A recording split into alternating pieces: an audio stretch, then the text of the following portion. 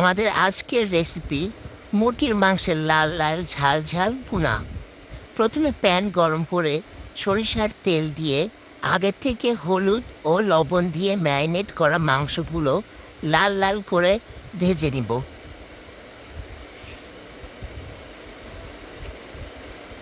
তারপরে সেই তেলেই আমরা দিয়ে দিব গোটা মশলা, জিরা, দারচিনি, এলাচ।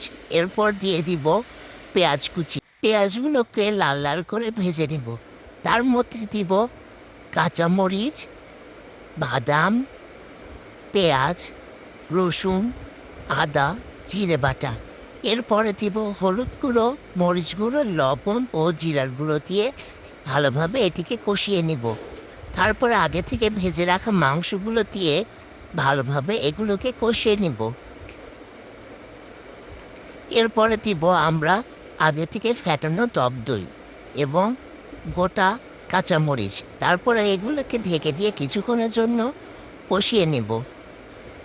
মাংস কষানো হয়ে গেলে এর মধ্যে দিব পানি, পরিমাণ মতো পানি দিয়ে এগুলোকে আবার ঢেকে কিছুক্ষণ রান্না করে নিব।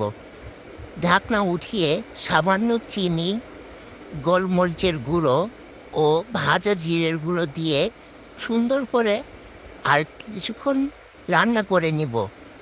এরপরে আমাদের তৈরি হয়ে যাবে মুরগির মাংসের লাল লাল ঝাল ঝাল ভুনা।